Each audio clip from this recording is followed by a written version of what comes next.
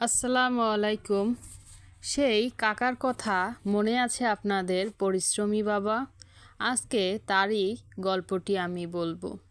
কিছুদিন হলো ধান চাল উঠেছে কাকার ঘরে। কাকা এখন বসে বসে ভাবছে, যাক, এখন কিছুদিন স্বস্তি পাওয়া যাবে। যা চাল ডাল আছে এবং যা ধান ক্ষেত থেকে উঠেছে, যে ধান পেয়েছি তা দিয়ে বেশ কিছুদিন সংসার চলে যাবে। তাই সে মনের আনন্দে ঘরে ফিরছিল। কাকা যেন একটু স্বস্তির নিঃশ্বাস ফেলছিল। কিন্তু তখনই কাকার ছেলে আকাশ কাকার দিকে দৌড় পারতে পারতে কাকার দিকে গেল।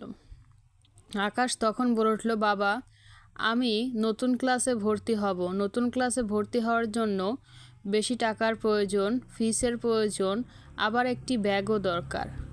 কাকা তখন কিছুই বলতে পারল না, কারণ সে তো জানে এসব কিছু করতে তো অনেক টাকার প্রয়োজন। ধান বিক্রি করে যা পাবে তা দিয়ে হবে না। তখন কাকা আকাশ দিকে তাকে বলল, আমি আরও পরিশ্রম করব। আমার যা জায়গা জমি আছে তাতে আমি অধিক ফলন ফলাবো। তা করার জন্য কাকা হাতে একটি কোদাল নিয়ে বের হয়ে গেল অধিক ফসল ফলানোর জন্য। সারা দিন সে কঠোর পরিশ্রম করে, কিন্তু তবুও বেশি টাকা উপার্জন করতে পারে না। সকাল নেই সন্ধ্যা নেই, কাকা হাতে একটি কোদাল নিয়ে বেরিয়ে পড়ে গ্রামের মাঠের মধ্যে দিয়ে। চোখ যেদিকে যায়, যেখানে কাজ সেখানেই কাকা কাজ করে। তারপরে অনেক সকালে কাকা ঘুম থেকে ওঠে। ঘুম থেকে উঠেই কাকা হাতে একটি কোদাল নিয়ে বেরিয়ে পড়ে। তার চোখে ছিল একটি অদ্ভুত স্বপ্ন। ছেলের স্বপ্নই তার স্বপ্ন। কাকার স্ত্রী ডেকে বলে, এখন তো অনেক সকাল, আর আমার জানা মতে কোথাও তো এমন কোনো ক্ষেত নেই যা এখন তুমি কোবাতে পারো। তখন কাকা বলে উঠল, কেন, তুমি জানো না? ওই বিলের কাছে একটি শক্ত ক্ষেত আছে। ওই ক্ষেতটা অনেক বছর ধরেই পড়ে রয়েছে। যদি সেই ক্ষেতটা কুপিয়ে কিছু ফসল ফলাতে পারি তাহলে তো ভালোই হয়। সেখানে কাকা চলে গেল। আর সেই বিলের কাছে যে এই শক্ত জমি ছিল, সেই জমিতে কাকা অধীর পরিশ্রম করলো, কিন্তু কোদাল যেন মাটিকে কিছুই করতে পারছে না। মাটিতে যেন কোদাল গাড়ছেই না। কাকা আরও কৃষি জমিতে ছুটে গেল। এক এক জমিতে এক এক রকমের সমস্যা।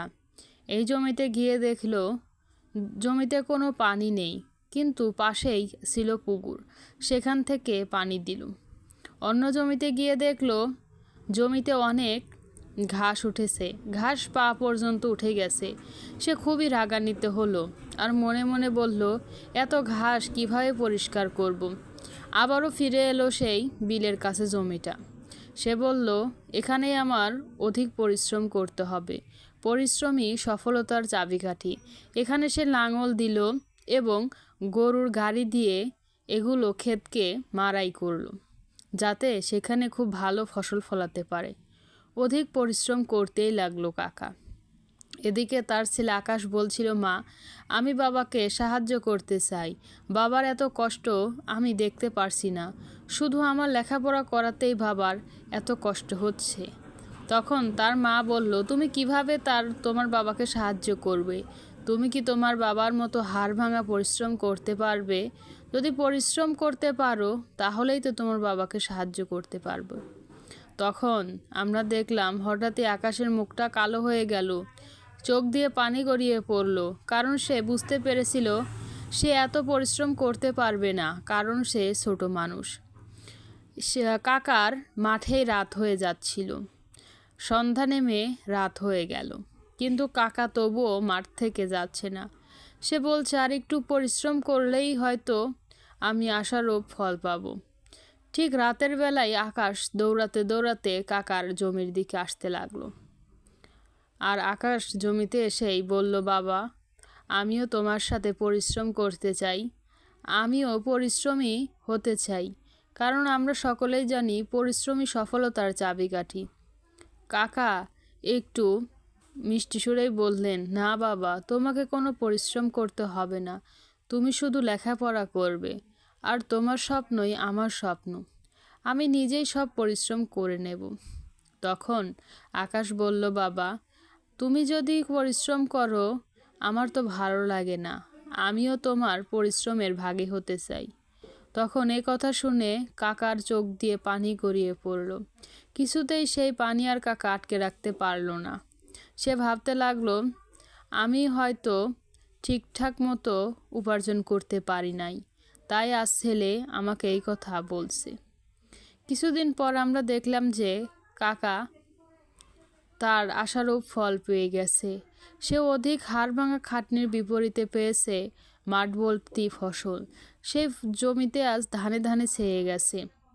যেখানে ছিল সেই শক্ত জমি, সেখানে আজকে সোনার ফসল ফলেছে। আজ আর কাকার মুখে কোনো দুঃখ নেই, যেন সুখের হাসি।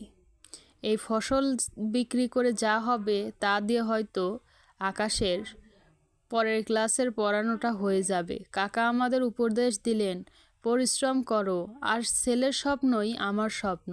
এটা শুধু আমি নই, এটা প্রতিটা বাবারই একই পরিশ্রম করতে হয়।